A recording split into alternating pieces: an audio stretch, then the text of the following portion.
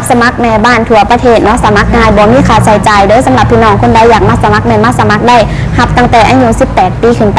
55 ปีเด้อระหว่างรอทางงานทางบริษัทของเฮาก็จะมีที่พักให้อยู่พี่พร้อมเด้อ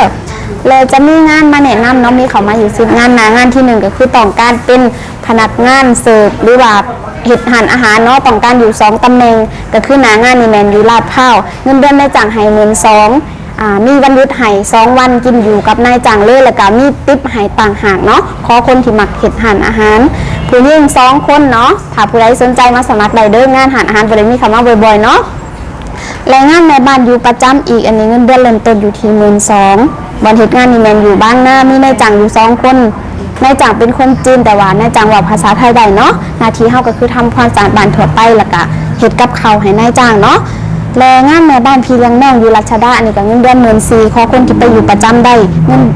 มีนายจ้าง3คนมีน้อง1คนอายุ11 เดือนดูแลทุกอย่างในส่วนของน้องเนาะแรงงานแม่บ้านพี่เลี้ยงน้องอยู่ที่คลอง3ด้วยอยู่ปทุมธานีเนาะอันนี้นายจ้างให้เงินเดือน13,000 ถึง 16,000มีนายจ้างหาคนมีม้า1โตเนาะขอคนที่บ่ย่านม้าเพราะว่าต้องพาม้ายางเล่นเด้อส่วนงานแม่บ้านพี่เลี้ยงน้องอยู่สุขาภิบาล5อันนี้เงินเดือน13,000 ถึง 16,000เนาะมีนายจ้าง3คนบ่มีสัตว์เลี้ยงเฮ็ดนาทีเบิ่งน้อง4คนอายุ5 ปีน้องใหญ่ไปโรงเรียนเบิดแล้วเนาะก็ต้องทำความสะอาดบ้านเป็นหลักทุกอย่างแรงงานแม่บ้านออฟฟิศอยู่ประจำอันนี้เงินเดือน12,000บ่เฮ็ดงานนี่แม่นอยู่บ้านหน้าสถานที่ทำงานนี่เป็นออฟฟิศมีพนักงานอยู่10 กว่าคนเนาะก็คือทำความสะอาดเช็ดกระจกล้างห้องน้ำหรือว่าล้างแก้วเนาะแรงงานแม่บ้านอยู่ประจำอยู่ฉะเชิงเทราอีกอันนี้เงินเดือน12,000มีนายจ้าง2คนมีปลาขาบบ่หัวป้าอย่างเราก็จะบอกว่ามีปลาขาบมีนายจ้าง2คนแล้วก็ทำสวนเล็กน้อยก็คือต้องได้ปลูกผักนี่เลยเนาะมีวันหยุดให้4 วันบ่หยุดแม่นได้โอทีวันละ500ส่วนงานแม่บ้านทั่วไปอันนี้บ่เฮ็ดงานนี่แม่นอยู่พัฒนาการเด้อมีนายจ้าง2คนมีม้า1ตัวเนาะขอคนที่บ่ย่านม้าคือกันและแม่บ้านออฟฟิศอยู่ประจำอีกเนาะเงินเดือน12,000หน้างานนี่แม่นอยู่สายไหมหรือว่าอยู่สุขาภิบาล5สถานที่เฮ็ดงานเป็นออฟฟิศมีพนักงานอยู่2คนแล้วก็มีบ้านนายจ้างก็คือเฮ็ดในออฟฟิศแล้วก็เฮ็ดในบ้านนายจ้างนำแต่ว่าออฟฟิศบ่ใหญ่เนาะส่วนงานแม่บ้านพี่เลี้ยงน้องอีกอยู่เกาะสมุยอันนี้เงินเดือน13,000 ถึง 16,000ขอคนที่ไปอยู่เกาะสมุยกับนายจ้างได้มีนายจ้างอยู่5 คนมีน้อง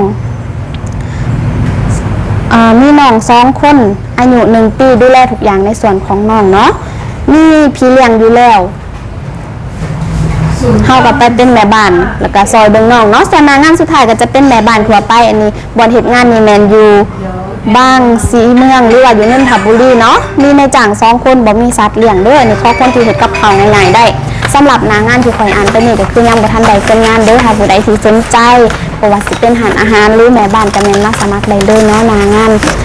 มีอยู่ทุกที่คนใดอยากได้เท่าใดก็มาสมัครได้เนาะบอนสมัครนี่แม่นอยู่จรัญสนิทวงศ์ 82/1เด้อเปิดให้บริการทุกมื้อตั้งแต่เวลา 8:00 นตั้งแต่เวลา 8:30 นฮอด 6:30 นเนาะสำหรับวันนี้ลาไปก่อนเด้อทุกคนสบายดี